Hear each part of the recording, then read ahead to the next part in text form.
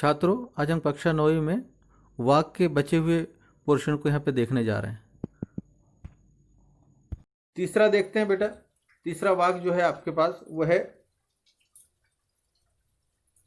आई न सीधी राह से गई न सीधी राह, सुषुम सेतु पर खड़ी थी बीत गया दिन आह, जेब टटोली कौड़ी न पाई, माझी को दू क्या उतराई।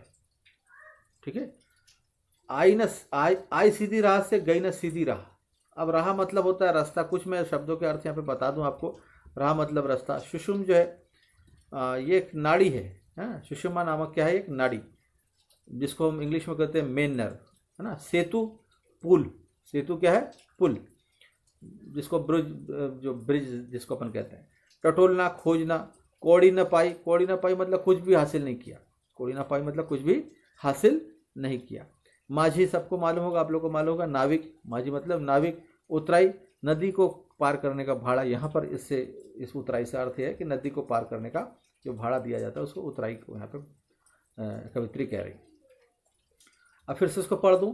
आई सीधी राह से गई न सीधी राह, सुषुम सेतु पर खड़ी थी बीत गया दिन आह, जेब टटोली कौड़ी न पाई, माझी को दू क्या उतराई। अब यहाँ पर हम इसको देखें तो कवित्री कह रही, मैं जो आपको शेयर किया उसको आपको पहले पढ़ दूं। इन पंक्तियों में कवित्री ने अपने पश्चाताप को उजागर किया है। अपने द्वारा परमात्मा से मिलान के लिए सामान्य भक्ति मार्ग को न अपनाकर हठयोग का सहारा लिया, अर्थात उसने भक्ति रूपी सीढ़ी को न चढ़कर कुंडलिनी योग को जागृत कर परमात्मा और अपने बीच सीधे तौर पर सेतु बनाना चाहती थी, परंतु अपने इन प्रयास पर में लगातार असफल होती रही और साथ में आयु भी बढ़ती गई।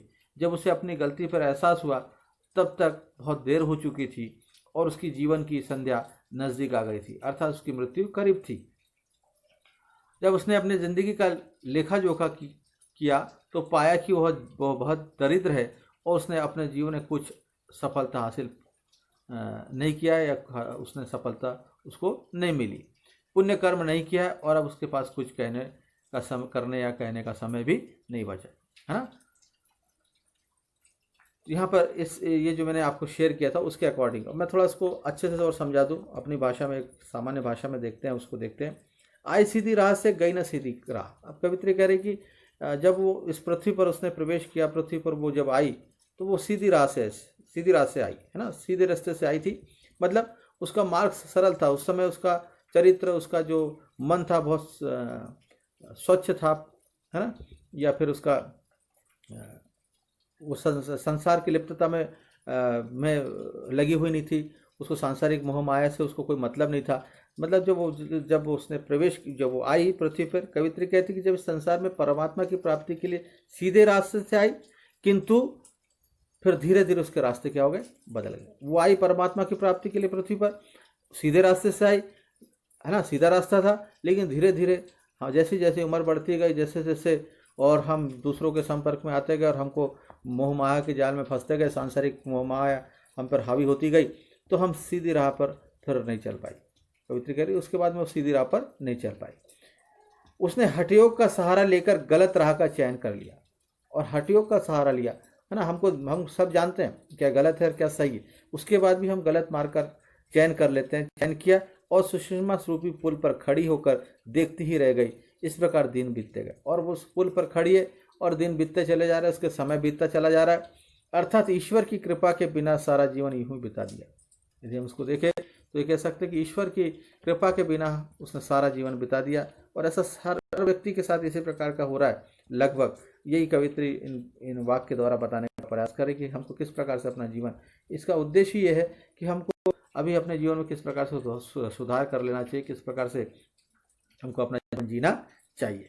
तो कह रही है इस प्रकार उसके दिन बीतते गए, अर्थात ईश्वर की कृपा के बिना सारा जीवन यूं उसका जीवन निकलता गया। और जीवन के अंत के में उसने अपने जेब जब टटोली, यहाँ लिखा जेब टटोली कौड़ी ना पाई। अब जीवन के अंतिम दिन आ गए, जीवन मृत्यु का समय आ गया। अब वो अपनी जेब टटोल रही। जेब टटोलने मतलब या अच्छे अपने कर्मों के बारे में देख रही कि उसने क्या संसार में कौन से ऐसे अच्छे काम किए होंगे, है ना। क्या उसके पास, जब ईश्वर के पास वो पहुंच रही है, अब न्याय का समय है, न्याय होने वाला है, ईश्वर पूछ रहा है कि आप अपने अच्छे कर्मों के बारे में अब लेखा जोखा होना है, तो उसके पास कुछ जेब टटोली कौड़ी ना पाई, माझी को दू क्या उतराई। कवित्री कह रही है कि उसके बचत के रूप में उसने खोजा तो उसके पास कुछ भी नहीं मिला, है ना। उसे चिंता सता रही है कि वो परमात्मा को अपनी सफाई में क्या कहे। अब उसके पास एक चिंता का समय है। अब वो जब इस भवसागर, इस सांसारिक मोह माया को छोड़कर ईश्वर के पास पहुंची है, ईश्वर से अब उसका हिसाब किताब होना है ना। अब जो परमात्मा था, जिसने सांसारिक जो उसकी नाव को खेया, है ना, वो, और अब जब उतरने का समय है, संसार को छोड़कर अब ईश्वर के नज़दीक में जाने का समय है, तो अब वो चिंतित है। उसको चिंता सता रही है कि वो परमात्मा को क्या सफाई देगी, क्या कहे, क्योंकि उसे ईश्वर को देने के लिए उसके पास कुछ भी बचा नहीं। ईश्वर को देने के लिए इससे मतलब ईश्वर क्या चाहता है? ईश्वर आपके कर्मों के माध्यम से आपका न्याय करने वाला है कि आपके किस प्रकार के कर्म रहे, आपने क्या अच्छा किया संसार में रहते हुए, कितना कौन सा आपने अच्छा काम किया। तो उसके पास ये जो बचत है ना, ये अच्छाई की बचत उसके पास कुछ भी नहीं है। अर्थात उसने ईश्वर भक्ति की ओर कभी ध्यान ही नहीं दिया।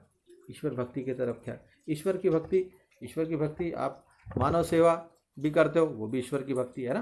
तो वो कह रही है कि मेरे पास अपने कर्मों को बताने के लिए, या फिर मेरी अच्छाइयों को बताने के लिए, या आप ईश्वर की नज़दीकों के बारे में बताने के लिए उसके पास कुछ भी नहीं। वो अपना जीवन यूं ही जीती रही, है ना। तो इस प्रकार से ये तीसरा भाग भी खत्म हो गया। अब चौथा है आपका, थल थल में बसता है शिव, भेद न कर क्या हिंदू मुसलमान, जानी है तो स्वयं को जान, यही है साहिब से पहचान। यहाँ पे लिखा है थल थल में बसता है शिव ही, भेद न कर क्या हिंदू मुसलमान, ज्ञानी है तो स्वयं को जान, वही है साहिब से पहचान। यहाँ पर इन पंक्तियों में कवित्री ने बताया कि ईश्वर कण कण में व्याप्त है। थल थल में बसता शिव ही, शिव जो है ये कण कण में बसता है, हर जगह पे, थल थल में हर जगह पे शिव बसता है। वह सबके हृदय के अंदर मौजूद है, मतलब अर्थात वो सबके हृदय के अंदर ही मौजूद। इसलिए हमें किसी व्यक्ति से हिंदू मुसलमान जानकर भेदभाव नहीं करना चाहिए। अगर कोई ज्ञानी हो तो उसे स्वयं के अंदर झाँक कर अपने ज्ञान को जानना चाहिए। और कोई यदि कहता है कि मैं बहुत ज्ञानी हूँ, मैं ज्ञानी हूँ, ये बताने का फिर ज्ञानी हो तो स्वयं को जान। यदि ज्ञानी है तो अपने स्वयं को जान, है ना, और अपने अंदर झाँक कर उसको देखना भी चाहिए। यही ईश्वर से मिलने का एकमात्र साधन है, और यही एक ईश्वर से मिलने का साधन है। ठीक है। और थोड़ा सा मैं इसको अलग बता दूं आपको कि ईश्वर की सर्वव्यापकता का वर्णन यहाँ पर कवित्री ने किया है। वो कहती है ईश्वर सर्वव्यापक है। सर्वव्यापक मतलब हर जगह, हर कण कण में, थल थल में, सब जगह पे, है ना, हर व्यक्ति के अंदर है। ठीक है। सबके हृदय में ईश्वर निवास करते हैं। तो हमको जातीय भेदभाव, धार्मिक संकीर्णताएं, इससे हमको उठ करके हिंदू मुसलमान में भेदभाव, ये सब जो ये बातें अपन सुनते आ रहे हैं, इनसे हट करके, है ना, हमको अपना जीवन व्यतीत करना चाहिए। यदि हम स्वयं को ज्ञानी समझते हो तो सबसे पहले हमको स्वयं को समझने का प्रयास करना चाहिए। यदि हम स्वयं को समझ ले तो हम ईश्वर को भी समझ जाएंगे। हम समझ जाएंगे कि वास्तविकता क्या है। तो सबसे पहले हमको, यदि हम अपने आप को ज्ञानी समझते हैं तो हमको अपने आप को समझने की आवश्यकता, प्रयास करना चाहिए। जब हम स्वयं को जान लेते हैं तो ईश्वर को भी आसानी से हम जान सकते हैं। तभी हम ईश्वर को आसानी से जान सकते हैं। हम सबके भीतर ईश्वर की आत्मा जो है, हमारे अंदर जो है ईश्वर की आत्मा निवास करती है। ठीक है। ईश्वर की आत्मा के रूप में हमारे हृदय के अंदर ईश्वर क्या करते हैं, निवास करते हैं, ऐसा अपन इसको कह सकते हैं। ठीक है। तो यहाँ पे थल थल में बसता है शिव, भेद न कर क्या हिंदू मुसलमान, ज्ञानी है तो स्वयं को जान, यही है साहिब से पहचान। यहाँ पर बेटा आपकी चारों वाक्य खत्म हो गए। अब इसके बाद जब भी आपकी फिर क्लास लगेगी, इसके बारे में मैंने वैसे बता दिया आप लोग को, और जब भी फिर और आपके समय आएगा तो अगले वीडियो में कुछ इसके बारे में क्वेश्चन आंसर के और उसका उल्लेख कर दूंगा। ठीक, थैंक यू।